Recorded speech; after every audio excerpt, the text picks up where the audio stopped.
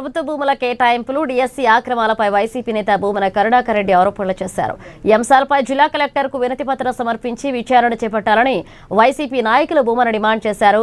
ప్రభుత్వ భూములను ప్రైవేట్ సంస్థలకు తక్కువ ధరలకు కేటాయించారని, డిఎస్సీ ఆక్రమాలపై సీబీఐ విచారణ జరిపించాలని కోరారు.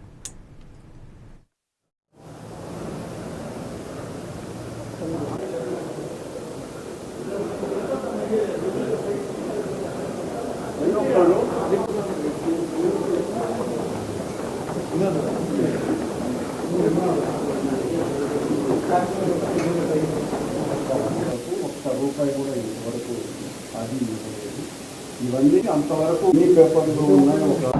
ధర్మేంద్ర ప్రధాన్ లాగా వహించి రాజీనామా చేయాలా, ఒక్కొక్క ఉద్యోగానికి 20 లక్షల రూపాయలు పైగా దండుకున్నారు ఈ ప్రభుత్వ పెద్దలు అని సాక్ష్యాధారాలతో మా నాయకుడు జగన్మోహన్ రెడ్డి గారు నిరూపించటం జరిగింది. దాని మీద ఆయన రాజీనామాను కోరుతూ నారా లోకేష్ అలాగే సిబిఐ ఎంక్వైరీ వేయాలన్నటువంటి డిమాండ్తో కలెక్టర్ ఆఫీసులకు విజ్ఞాపన పత్రం ఇవ్వటంతో మా నిరసన కార్యక్రమాలు ప్రారంభమయ్యాయి.